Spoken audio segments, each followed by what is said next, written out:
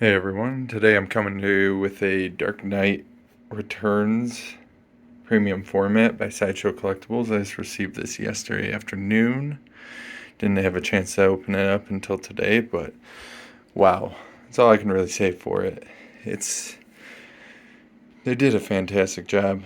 I got a couple gripes here and there, but as a whole, the sculpt is amazing once again by Daniel Bell. The light up feature looks great. The paintwork is amazing. Other than the base, I would wanted a little bit more from it, but as a whole, they really knocked this one out of the park. Sideshow. I'm a big fan of Sideshow. I like the price point they provide to collectors. It makes it a little more achievable. Um, I think they do great sculpts. They've been getting better and better. The bases are a little more elaborate. Uh, this one especially, they seem to have put a lot into it. So we're gonna start with the base. Just knock that out right away. You have this Joker architecture coming off like gargoyle, and it's excellent. Creepy, good looking base. The idea of it was great. My only real gripe with this base is, through here, if you look, the rocks, there's really no difference. They didn't put any different tones. I would put some greens, light grays. Uh, it's a little muddied. You have the different color from the lightning striking, like it's glowing up a little bit. Um, the rocks look good. The base looks great as a whole, but definitely some different tones could have been put in. I think they missed the mark on that. I might go through and dry brush that myself. Put some olive green, light gray, maybe some browns, burnt umber, stuff like that. But yeah, that I'll figure out at a later date. But I think the base, they really knocked it out of the park. When I first put the base on it, it has a major forward lean. That was concerning, but once you put all the rest of it together, it really balances out. Then we go up to the lightning bolt, and there's all these little rock pieces flinging up from the ground where it's striking. It gives a good effect. They're a little weighted out. Yeah, I wish it had been more of a hue instead of just a straight up paint over with them. This is another little paint gripe, but they still look good. I like the effect of them exploding out. It helps tell the overall story. And we go into the lightning bolt. Lightning bolt looks great. It looks fantastic without being turned on. But when it's turned on, it looks even better. And then getting up to the main piece of it, we got Batman. See, I love this sculpt because depending what angle you're looking at it from, it really changes what the actual statue looks like. You get a whole different story from that angle than that angle, and it just looks completely different at each angle. Uh, the boots are super textured, and he has the glow of the lightning coming up, kind of hitting the spots where the lightning is behind him. I like that effect. I like that they're starting to do those painted in effects. He's got the skinned up knees. I wish there was a little more blood work when you get close. It's a little, I don't know, muddied.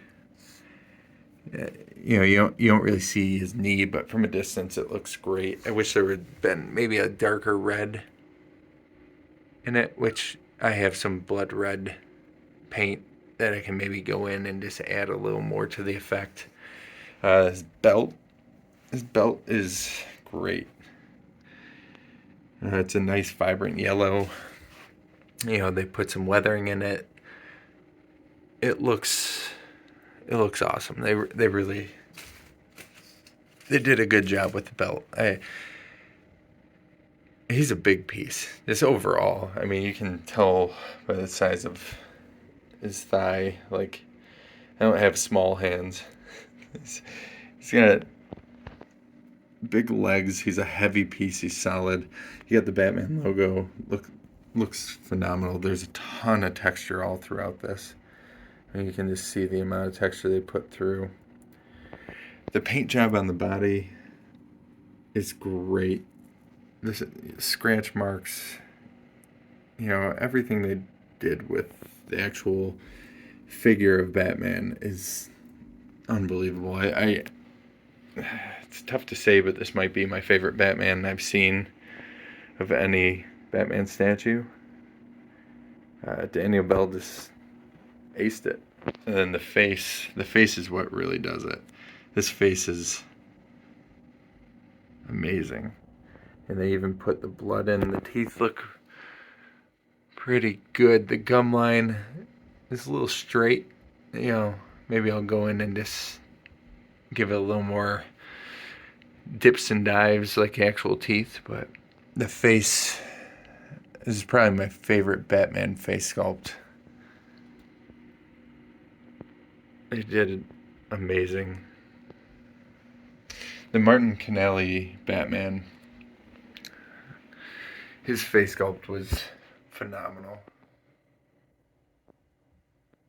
But I like this new one more. That one just needs a little paint up. But, and then you have the hands. The gloves are fantastic. The only part that's throwing me off is when the spikes back here is broken across, and I need to look up if that's how it's supposed to be, because I never noticed it in all the stuff I looked at, and I might have to reach out to Sideshow on that. But then the cape is beautiful. I'm more of a fan of fabric capes usually. I know a lot of people don't like the fabric as much, but I like being able to sculpt them for myself, but there's no way I would ever hit anything like the way they were able to sculpt this. Just so much texture, so much realism. Like it looks like a fabric cape falling off, or floating in the wind as he jumps. It's an amazing piece. All said and done, I really think this hit everything I was hoping it would hit. I was kind of nervous with it, with leaning possibilities, but it's the peg that you put Batman in is huge. They did a great job. Now I'll turn on the light up feature. I know, being that it's not nighttime, it's not as vibrant, but you can really see it's a pretty powerful light. It's going to look awesome at nighttime. But that's the Dark Knight Returns premium format by Sideshow Collectibles, sculpted by Daniel Bell. I think it's 10 out of 10. Small gripes, but overall, this might be my favorite Batman. Well, thanks for watching, anyone that does. I appreciate it. And have a great day.